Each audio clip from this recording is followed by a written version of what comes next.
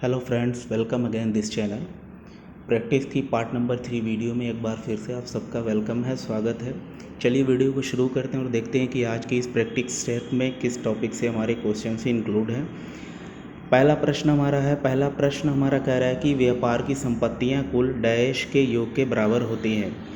तो द्विपक्षीय अवधारणा के अनुसार हमारी व्यापार की जितनी भी संपत्तियां होती हैं वो हमारे दायित्व के योग के बराबर होती है। तो इसका जो फार्मूला होता है वो क्या फार्मूला होता है? तो इसका फार्मूला होता है assets equal to capital plus आपकी हो जाएगी लायबिलिटी। ठीक है, तो capital plus liability equal to assets हो गई। अगर ये फार्मूला हम ऐसे कर दें, कैपिटल, ठीक है, कैपिटल हो गया अपना और इक्वल टू हो गया तो एसेट्स माइनस लायबिलिटी। ठीक है, ये अपना फार्मूला होता है।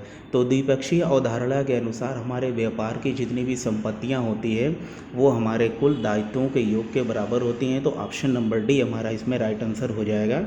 प्रश्न है कि व्यापार की संपत्तियां कुल डैश के योग के बराबर होती हैं। किसके बराबर होती हैं? तो वो हमारे कुल दायित्व के बराबर होती हैं। और दायित्व में क्या क्या आता है? हमारी कैपिटल आ जाएगी और हमारी जितनी भी देयताएं हैं, लायबिलिटी है, वो आ जाएगी। ठीक है, ऑप्शन नंबर डी हमारा इसमें राइट आंसर हो जाएगा। बढ़ते हैं अगले प्रश्न और अगला प्रश्न है कि लाभों की प्रत्याशा न करें जबकि भविष्य की हानि का आयोजन करें से संबंधित है।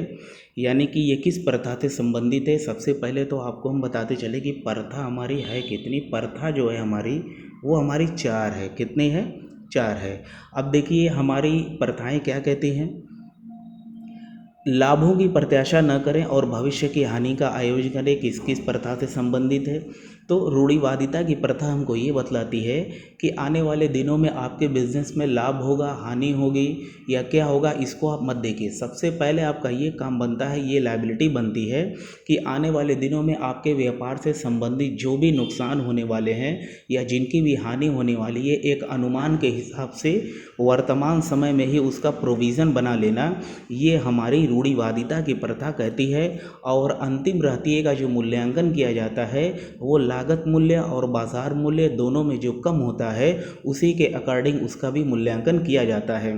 तो रूढ़िवादिता की प्रथा हमको यही बतलाती है कि लाभों को ध्यान में न रख करके अगर आपको लग रहा है कि आने वाले दिनों में हानि होने वाली है तो उसका आयोजन और उसको अपलिखित आप परसेंट टाइम में फ़ौरन कर लीजिए। ठीक है, तो ऑप्शन नंबर सी हमारा इसमें राइट आंसर हो जाएगा।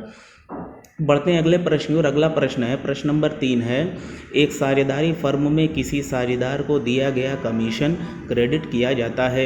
यानी कोई साझेदारी फर्म है और किसी काम के बदले में पार्टनरों ने यह तय किया है कि उसको पार्टनर को कमीशन दिया जाएगा।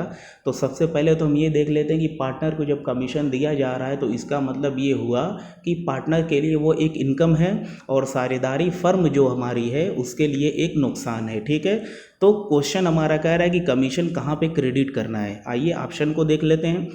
पहला ऑप्शन है कि लाभ हानि समायोजन खाता। ये तो हमारा ऑप्शन ऐसे ही नहीं होगा क्योंकि लाभ हानि समायोजन खाता ये हमारा पुनर्मूल्यांकन खाता होता है और पुनर्मूल्यांकन खाते में केवल संपत्तियों और दायित्वों को पुनर्मूल्यांकन करने के लिए ही उसमें लेखा किया जाता है।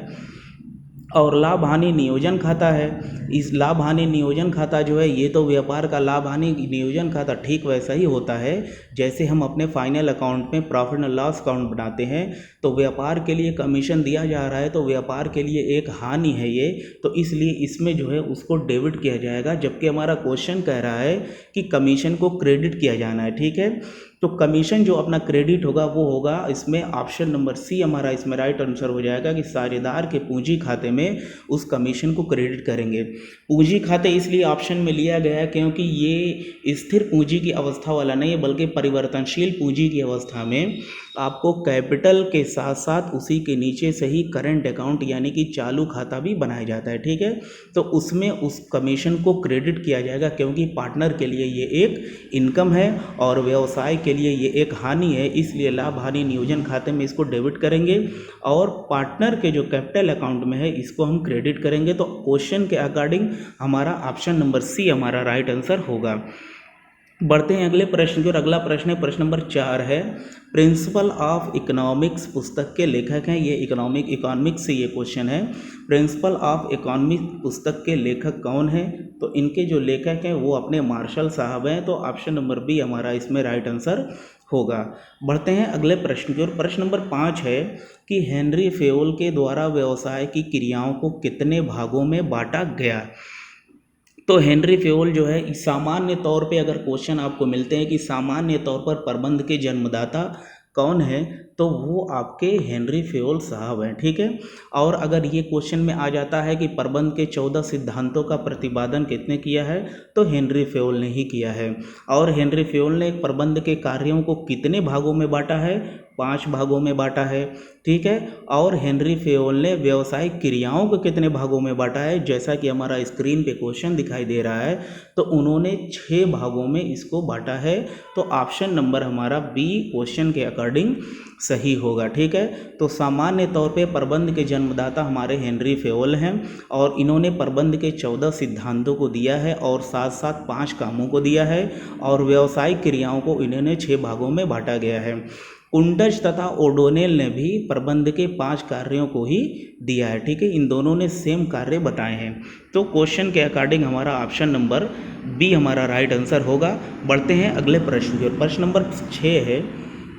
तलपट में दिया गया अदत्त वेतन को अंतिम खाते में प्रदर्शित करते हैं। ये हमारा अकाउंटिंग का क्वेश्चन है। काफ़ी इंटरेस्टिंग क्वेश्चन है और मोस्ट इम्पॉर्टेंट क्वेश्चंस मैंने इस वीडियो में आपको इंक्लूड किए हैं। अगर आपको थोड़ा सा भी शंका हो तो आप जितने भी प्रीवियस ईयर के पेपर हैं या टीजीटी पीजीटी लेवल एलटी में जो क्वेश्चंस आते हैं, आप उनसे इसको मैच कर लो, ठीक है। और कोई भी कमी निकल रही है तो आप हमको कमेंट करके ज़रूर बताओ। मैं पूरी कोशिश करूँगा कि और इम्प्रूवमेंट किया जाए, ठीक है। क्वेश्चंस वीडियो के बारे में आप ज़रूर अपनी थॉट अपनी सोच कमेंट करके शेयर करो, ज़रूर शेयर करो, ठीक है, ताकि मुझे आइडिया लग सके। और वीडियो को भी ज़्यादा से ज़्यादा शेयर करो आप, ठीक है। तो क्वेश्चन हमारा कह रहा है कि तलपट में दिए गए अदत्त वेतन को अंतिम खाते में प्रदर्शित करते हैं।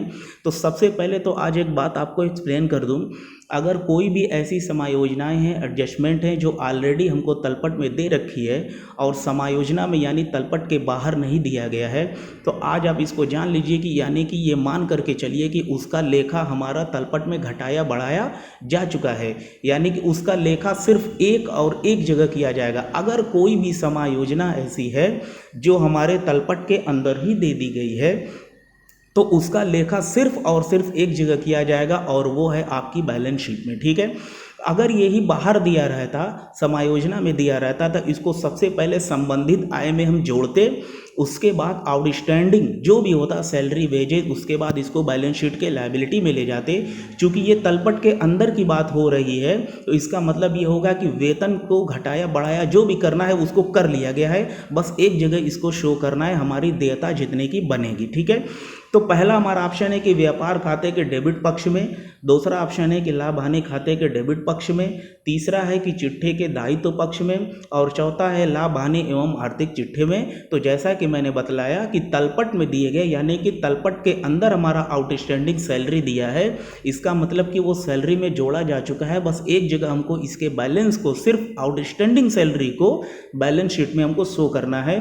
तो सीधे सीधे जो हमारा ऑप्शन होगा वो ये होगा कि चिट्ठे के दायित्व पक्ष में इसको हम शो ऑफ करेंगे, ठीक है। ऑप्शन नंबर सी हमारा इसमें राइट आंसर होगा। बढ़ते हैं अगले प्रश्न की ओर। अगला प्रश्न है, नेक्स्ट है कि आहरण खाते की प्रकृति क्या होती है, यानी ड्राइंग अकाउंट्स हमारा किस टाइप का अकाउंट्स है, क्या ये पर्सनल है या रियल है या नॉमिनल है, ठीक है। तो आपको बताता चलूँ कि ड्राइंग अकाउंट हो या कैपिटल अकाउंट हो, ये किसी न किसी व्यक्ति से जुड़ा हुआ खाता है, और जो कोई भी खाता अगर किसी पर्सन से जुड़ा हो, किसी संस्था से जुड़ा हो, तो वो अपना पर्सनल अकाउंट में आता है। तो आहरण खाते की जो प्रकृति है, ये एक प्रकार का नाममात्र खाता है, एक प्रकार का पर्सनल अकाउंट है। तो ऑप्शन नंबर सी हमारा इसमें राइट आंसर होगा। बढ़ते हैं अगले प्रश्न की। प्रश्न नंबर 8 है कि अति अल्पकालीन बाजार के उदाहरण में सम्मिलित किया जाता है। तो ये भी इकोनॉमिक्स का क्वेश्चन है। तो अति अल्पकालीन बाजार तो पहले समझ लेते हैं कि ये असल में किस टाइप का मार्केट होता है। देखिए, अति अल्पकाल बाजार ऐसा होता है कि जैसे आप कोई भी बिजनेस कर रहे हो, ठीक है, तो जिस बिज़नेस में आपको सजने संवरने का या ऐसा मौका न मिले कि आप अपनी वस्तुओं को बेचने के बाद फ़ौरन फिर उसका उत्पादन या मैन्युफैक्चरिंग कर लो, तो वो आपकी अति अल्पकालीन बाज़ार, इसमें जो सप्लाई होती है, जो पूर्ति होती है, वो स्थिर टाइप की होती है, ठीक है। और बहुत कम टाइम ही इसकी वैलिडिटी होती है, यानी कि सामान अगर आपने बेच लिया तो अगर आप चाहें कि हम फ़ौरन उसका प्रोडक्शन कर दें, उत्पादन कर दें, तो ये आपके लिए इम्पॉसिबल होगा, ठीक है। तो इसमें आपका जो ऑप्शन है, पहला ऑप्शन है दूध हो गया, मछली हो गई, या दही हो गया, या उपयुक्त सभी हो गया। तो इसमें जो हमारा ऑप्शन होगा, इसमें उपयुक्त सभी होगा कि दूध, मछली, दही, ये जितने भी आइटम दिए गए हैं ये आपके अति अल्पकालीन बाजार के उदाहरण के अंतर्गत इसमें आते हैं, वेरी वेरी शॉर्ट मार्केट में ये आते हैं, ठीक है, जो कि फ़ौरन बिकने के बाद इसका आप जो है उत्पादन प्रोडक्शन नहीं कर पाते हो, ठीक है। और इसमें जो मांग की पूर्ति होती है, जो सप्लाई होती है, वो स्थिर प्रकार की होती है। तो ऑप्शन नंबर डी हमारा इसमें राइट आंसर हो जाएगा। बढ़ते हैं अगले प्रश्न की ओर। अगला प्रश्न है प्रश्न नंबर 9 की आधुनिक प्रबंध के जन्मदाता माने जाते हैं, यानी आधुनिक प्रबंध मॉडर्न टाइम के जो मैनेजमेंट के जन्मदाता हैं, father of modern time management कौन है, किस नाम से जाने जाते हैं। तो सामान्य प्रबंध के जन्मदाता तो अपने हेनरी फेयोल साहब हैं, ठीक है। कौन है, हेनरी फेयोल साहब हैं। एफ.डब्ल्यू. टेलर को हम तो वैज्ञानिक प्रबंध का जन्मदाता कहते हैं, क्योंकि साइंटिफिक मैनेजमेंट के नाम से जानते हैं। तीसरा जो हमारा ऑप्शन है पीटर एफ ड्रकर को हम आधुनिक प्रबंध का जन्मदाता मानते हैं, ठीक है। पीटर एफ ड्रकर को हम आधुनिक प्रबंध का जन्मदाता मानते हैं। तो क्वेश्चन के अकॉर्डिंग हमारा ऑप्शन नंबर सी हमारा राइट आंसर होगा।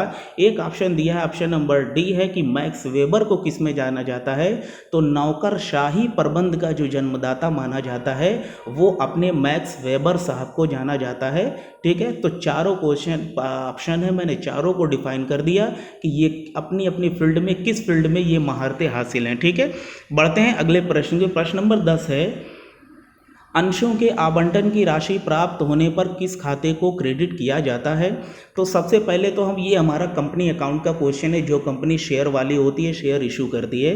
तो सबसे पहले तो हम ये देख लेते हैं कि जब अंशों पे आवंटन की राशि देय होती है तो उसकी हमारी एंट्री होती है शेयर अपनी allotment account DR2 share capital होती है, ठीक है। ये हमारी अंशों के आवेदन की राशि देय होने पर होती है। और जब हमको अंशों की आवेदन की राशि प्राप्त हो जाती है तो बैंक अकाउंट DR2 ये अपना हो गया शेयर अलॉटमेंट। तो आप देखिए क्या क्वेश्चन है कि अंशों के आवंटन की राशि प्राप्त होने पर किस खाते को क्रेडिट किया जाता है। तो आपका सीधा सीधा जो खाता आ रहा है, अंशों की राशि को, अंशों के आवंटन की राशि प्राप्त होने पर किस खाते को क्रेडिट किया जाता है, तो ये अपना जो है आवंटन खाता जो है अपना, ये आवंटन अलॉटमेंट खाता जो है, चूँकि बैंक से हमको पैसा मिल रहा है और कहीं भी हम कैश का यूज़ नहीं करेंगे, शेयर की एंट्री करते समय ओनली बैंक का यूज़ करेंगे, तो बैंक अपना डेबिट हो जाएगा और अलॉटमेंट खाता अपना क्या हो जाएगा, वो क्रेडिट हो जाएगा। तो ऑप्शन नंबर डी हमारा इसमें राइट आंसर होगा। बढ़ते हैं अगले प्रश्न और अगला प्रश्न है कि कार्यशील पूंजी में कमी का परिणाम है।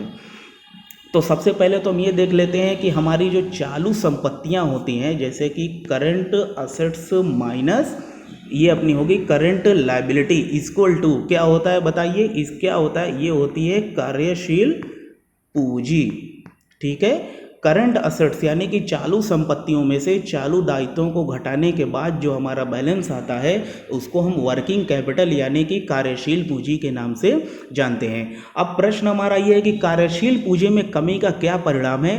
तो इसका मतलब ये हुआ कि कहीं ना कहीं हमारी करंट असेट्स में कमी आई है और हमारी करंट लायबिलिटी बढ़ रही है, जिसकी वजह से हमारा ऑप्शन जो सही होगा वो डी होगा सही, कि चालू संपत्तियों में कमी का मतलब ये होता है कि हमारी कार्यशील पूंजी में भी कमी आएगी। तो ऑप्शन नंबर डी हमारा इसमें राइट आंसर होगा। बढ़ते हैं अगले प्रश्न और अगला प्रश्न है कि चालू दायित्वों पर चालू संपत्तियों का आधिक्य क्या कहलाता है। अभी मैंने इसको डिफाइन किया है कि चालू संपत्तियों में से अगर चालू दायित्वों को घटा दिया जाता है तो अपनी जो है, जैसे करंट असेट्स में से करंट लायबिलिटी को माइनस करते हैं तो वर्किंग कैपिटल अपनी आ जाती है, ठीक है ना। तो चालू दायित्वों पर अगर चालू संपत्तियां ज़्यादा हैं और चालू दायित्व कम है तो उनको माइनस करने के बाद जो हमारा आंसर आता है उसको हम कहते हैं वर्किंग कैपिटल, कार्यशील पूंजी के नाम से जाना जाता है। तो ऑप्शन नंबर डी हमारा इसमें राइट आंसर होगा। बढ़ते हैं अगले प्रश्न की ओर। प्रश्न नंबर 13 हमारा कह रहा है कि निम्न में से कौन सा अंकेक्षण छोटे उपक्रमों के लिए अत्यंत उपयोगी है। ये हमारा ऑडिट से क्वेश्चन है, बहुत इंपॉर्टेंट क्वेश्चन है ये, कि निम्न में से कौन सा अंकेक्षण छोटे उपक्रमों के लिए अत्यंत उपयोगी है। आइए ऑप्शन को देख लेते हैं। अंतरिम अंकेक्षण किसको कहते हैं? देखिए, अंतरिम जो अंकेक्षण होता है ये तब किया जाता है जब कंपनी अंतरिम लाभांश की घोषणा करे। क्या घोषणा करे? अंतरिम लाभांश की जो है जब कंपनी घोषणा करती है तो तब जा करके अंतरिम अंकेक्षण कराना अनिवार्य हो जाता है। इसके बाद चालू अंकेक्षण होता है, ये हमारे बैंकिंग सेक्टर की कंपनियों के लिए बहुत अनिवार्य होता है कि बैंकिंग टाइप की कंपनी के लिए वर्ष भर अंकेक्षण जो किया जाता है उसको हम चालू अंकेक्षण के नाम से जानते हैं।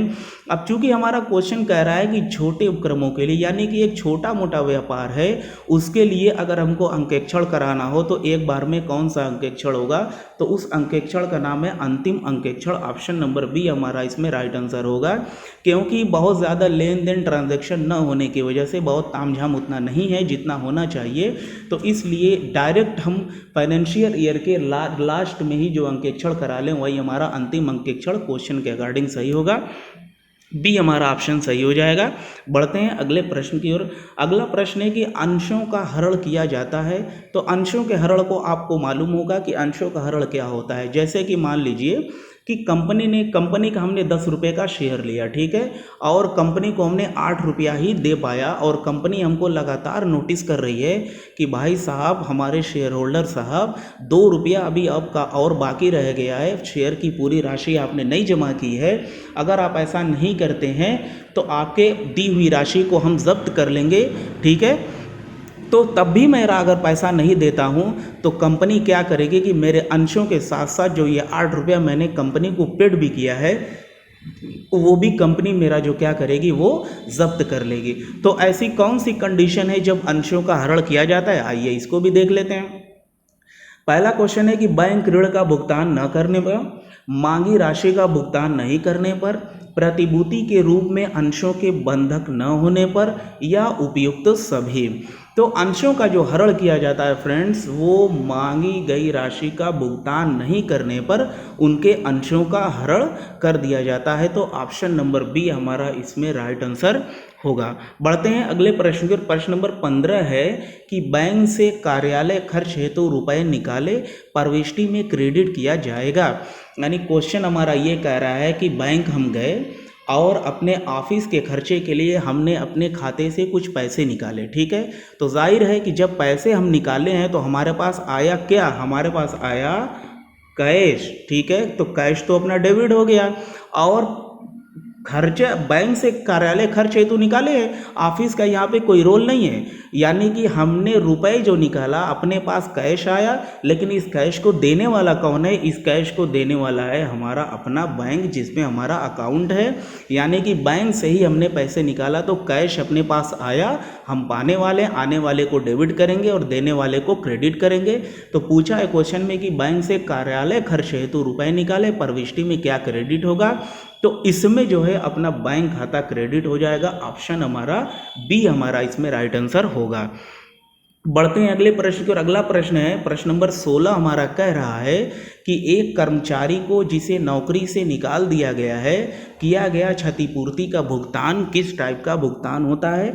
क्या वो एक पूंजीगत व्यय है, आयगत व्यय है, या अस्थगित आयगत व्यय है, या गैर व्यापारिक व्यय है?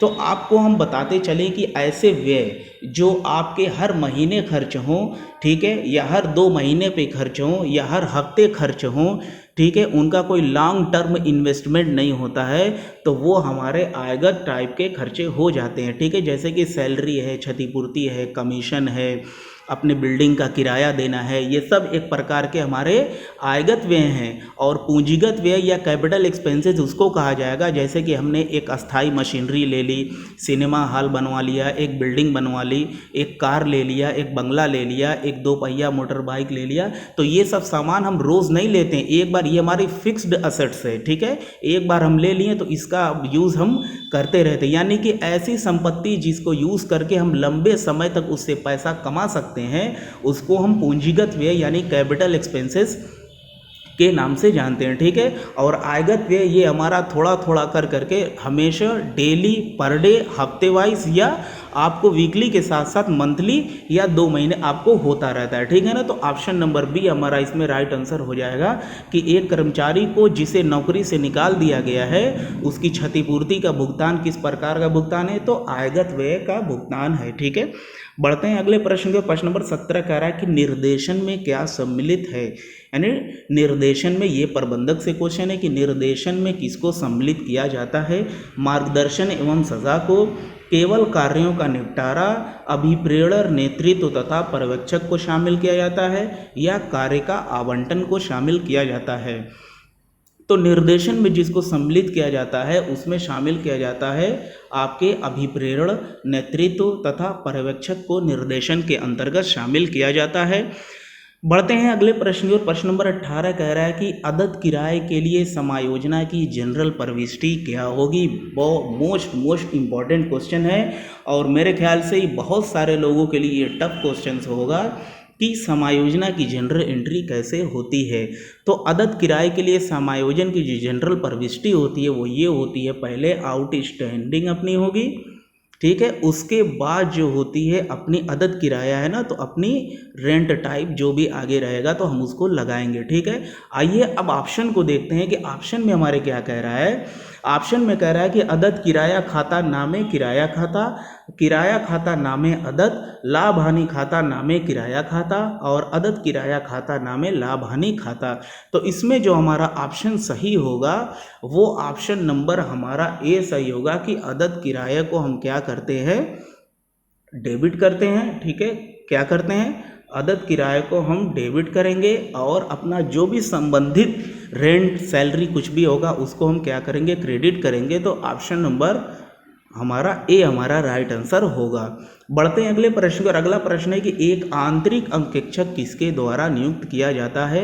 आंतरिक अंकेक्षक वो होता है जो कंपनी के किसी भी कर्मचारी में से किसी एक को चुन लिया जाता है और संस्था के छोटे मोटे कार्यों को, ऑफिशियल कामों को उससे लिया जाता है।